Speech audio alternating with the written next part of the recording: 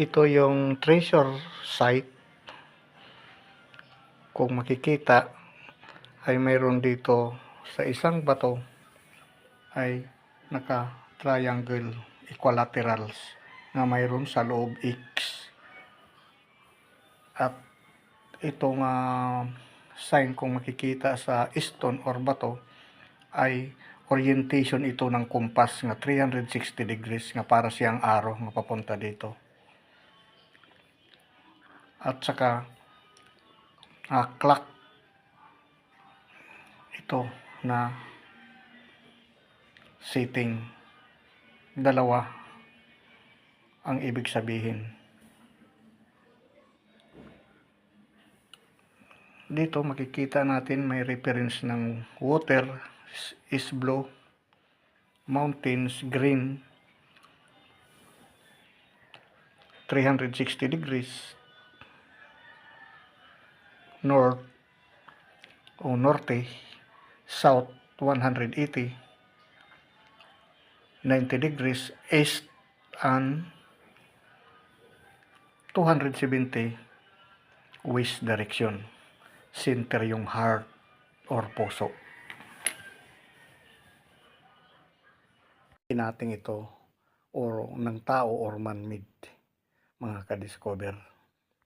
Kung makikita natin ang surrounding niya or kapaligiran ay ito ay naka-triangulation na mga big boulders na ang pinapahiwatig nito ay tatlong object na naka-triangulation. Ngunit kung titingnan natin sa baba ay mayroon siyang parang X. Yan kung mapapansin natin na sa loob mismo ng triangulation ang tawag diyan sa sign na ito or markers ay fixed deposit here or dito sa loob ng tatlong triangulation object na atin ngayon hahanapin, mga ka-discover. So nakapagtataka ito na kung titingnan natin doon sa right side ay may malaking bato at doon naman sa unahan mayroon din siyang malaking big boulder nga hindi makikita natin sa malayo. Magandang araw po sa lahat. Ang atin ngayon discovered or makikita ay itong mga partial decoding or analysis sa mga setting ng mga markers, prospect target, mga ka-discover. Medyo lubat ngayon ang ating pagsasalita dahil medyo malamig ay ako'y nasisipon. So ngayon ay itong ating pagpapatuloy ay tungkol sa mga previous natin na videos ay ito ngayon ay atin gain re-sketch or itong tatalakayin. Bago tayo magpapatuloy, shout out po sa lahat ng mga subscribers, viewers, saan man sulok kayo ngayon. At dito sa atin ngayon ipapakita ay ito yung mga setting or orientation ng mga markers sa isang lugar, mga ka-discover.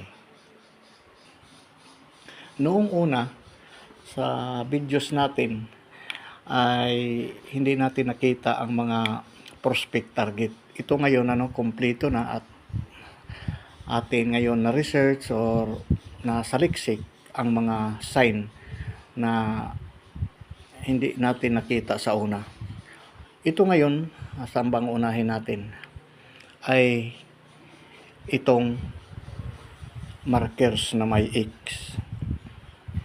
Kung makikita natin ito sa isang bato doon sa una ay ito yung nakasulat na parang letter B. Ang sabi daw dito, entrance or triangulation object.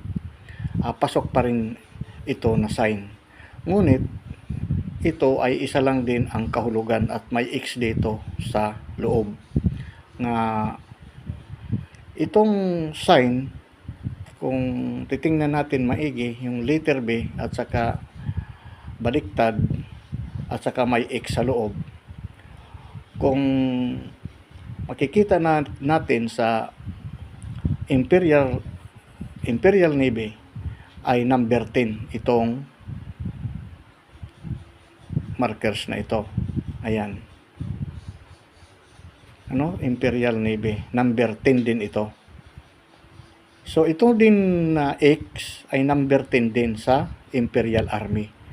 So, ang ibig sabihin sa atin partial analysis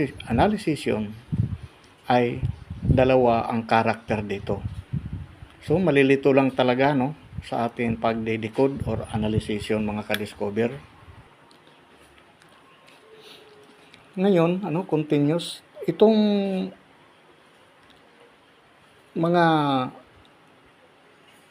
markers na ito ay sa isang bato na nandoon lahat pero isa lang ang kahulugan. Pero dalawa ang karakter. Itong X at saka B is parehas number 10 ang ibig sabihin nito mga ka-discover. So ito naman na B din nga nabaliktad at saka ito nga isa, kung sa Arabic number naman po ay itong sign na ito na letter B na parang arrow siya, sabi down, is number 7 naman ito sa Arabic mga ka-discover. At saka ito naman na baliktad nga B, sabi dito entrance, is number 8 naman ito sa Arabic mga ka-discover.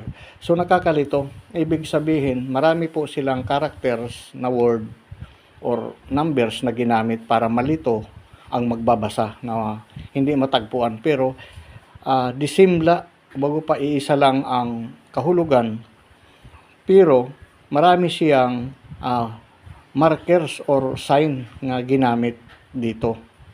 Kung titingnan natin maigi, kung i-research natin doon sa Imperial Navy, Imperial Army, Arabic, ito po ay pasok ng mga markers dito.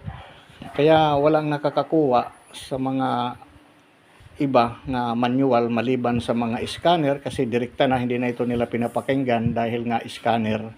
Pero sa atin mga manual, mga ka-discover, kung meron kayo sa isang lugar, ay ito lang po ay nakakalito pero isa lang ang ibig sabihin. So, going tayo dito sa heart or puso. Itong heart naman ay meron siyang kanji na ang ibig sabihin dito nga baliktad nga heart nga papuntang south direction ay mountain treasure or object.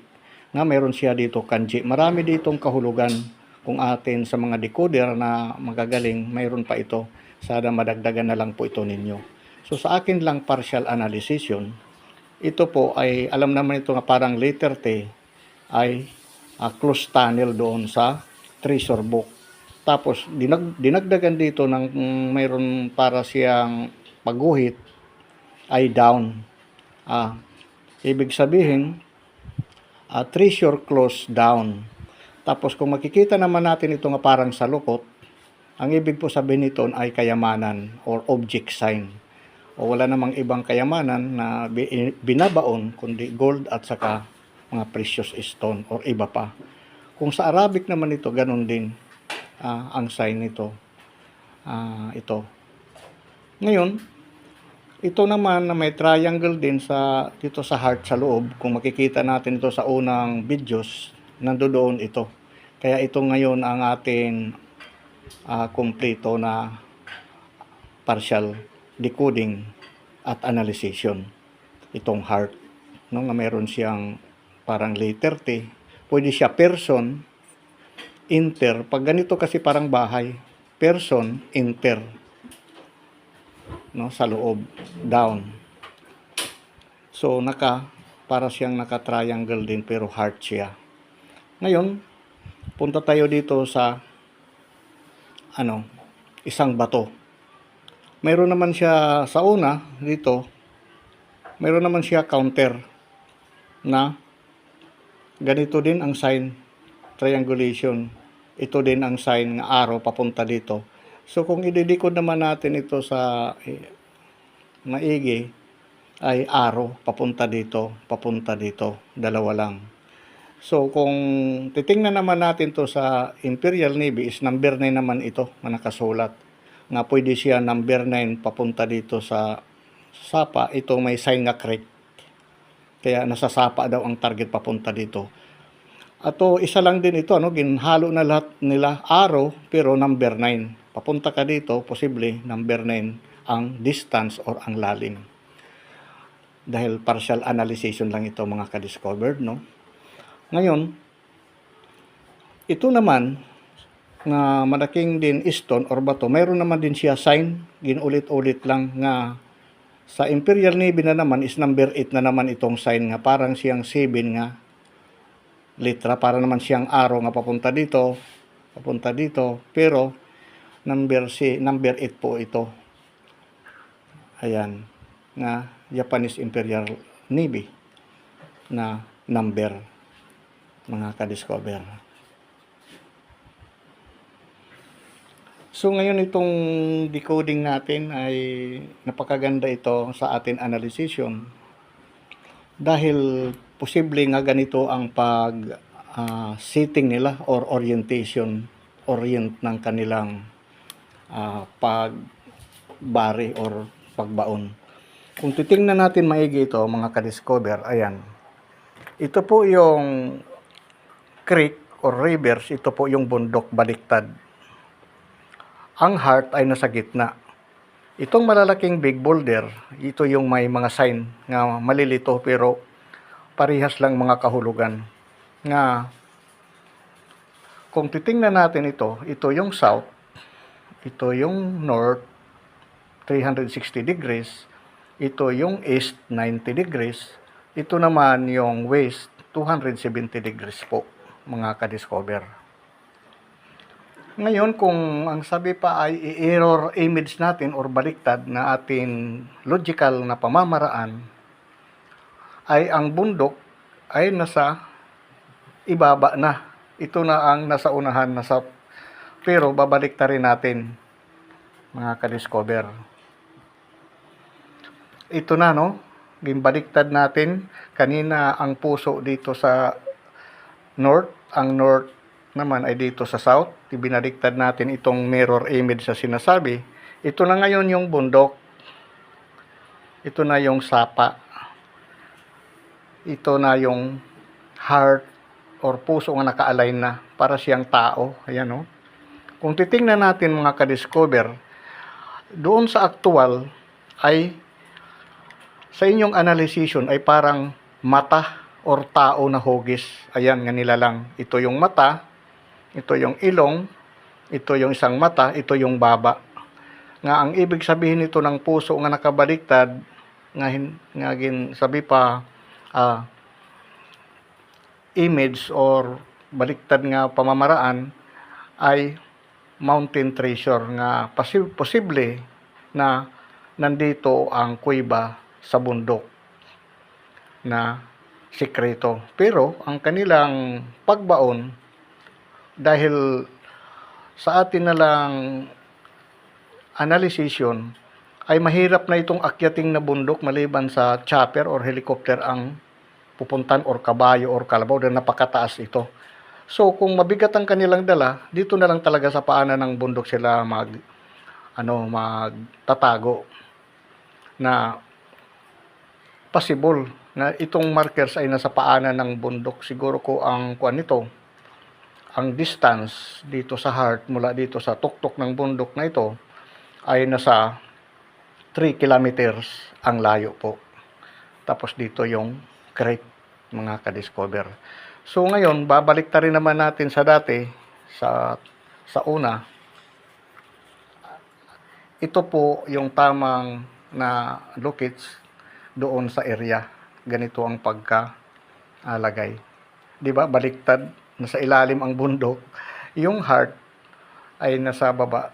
Ibig sabihin, ang pagbasa nila sa mapa, baliktad, pababa, mula dito sa taas, pababa, pataas, pa ganun. Parang malito talaga ang pag-a-analyze dito kung ito ay hindi masundan na mga pattern or seating orientation ng area. Malawak po ito na area nga baunan nila nga possible na ganito.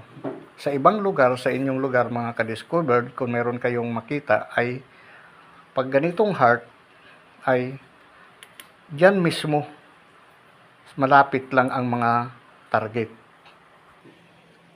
Ngayon, balik tayo sa prospect digging spot or target sa treasure.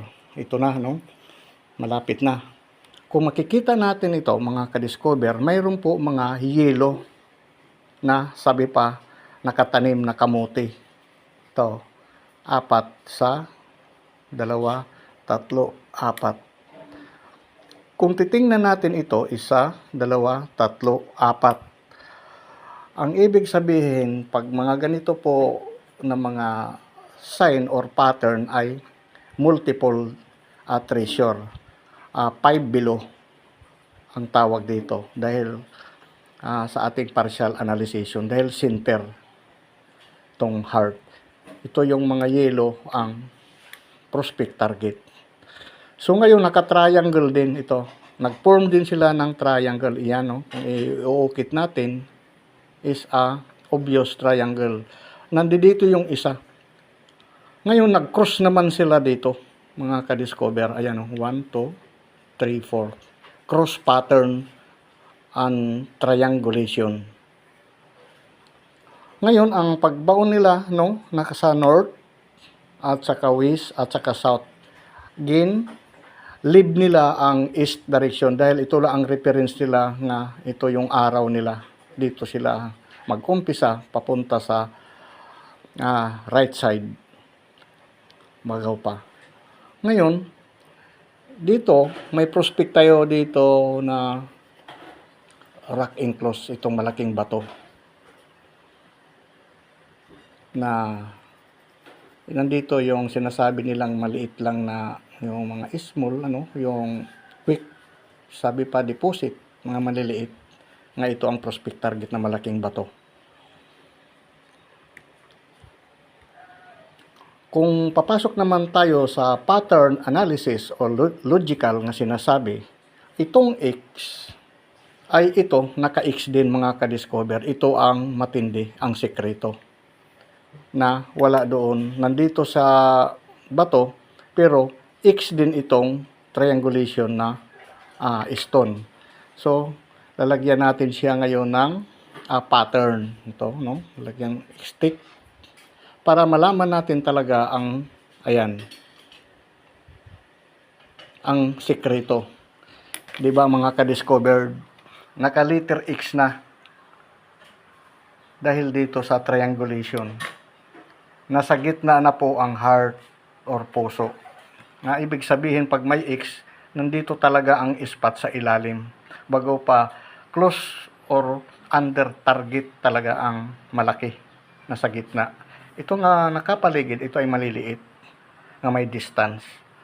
Dito siya dahil ito mayroon pa ito 3 pyramid din hindi na ko dito na isali. 1, 2, 3. Nakataraytay din ang nakahilira ang pyramids doon sa actual, doon sa unang videos.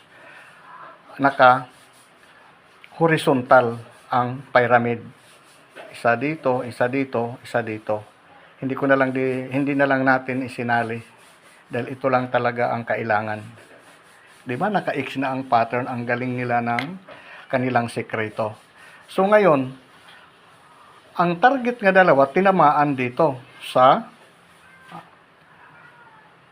south at saka west.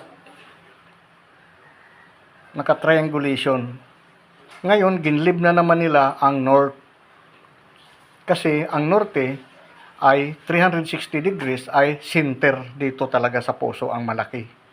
Ito. Ngayon, naka-X ang pattern, tapos ang naka-triangle naman dito ang prospect target or naka-cross. So, mayroon pa isa dito na atin ipapattern. Ngayon, tatargetin naman natin itong mga yellow na ibinaon.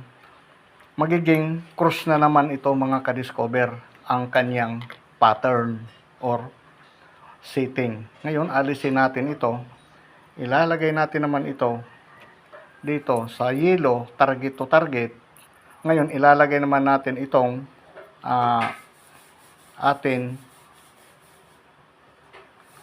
itong plastic.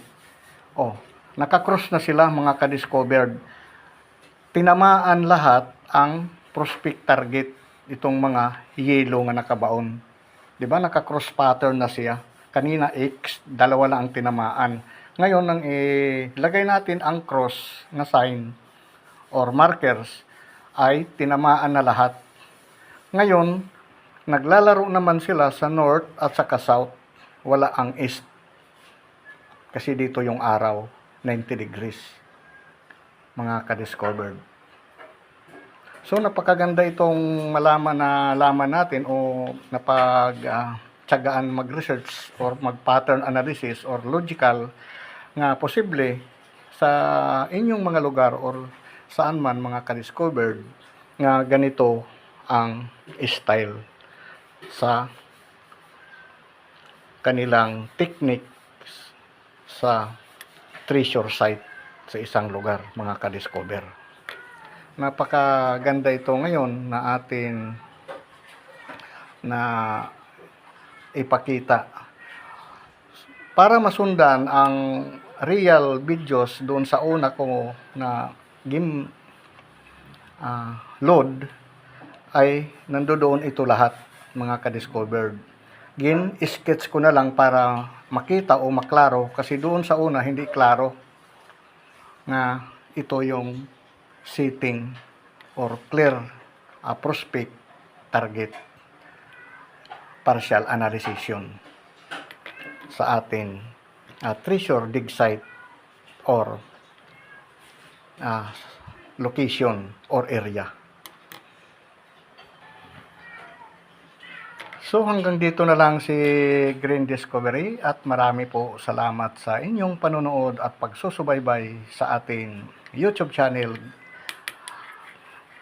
Sa susunod naman muli na atin makikita at matutunghayan.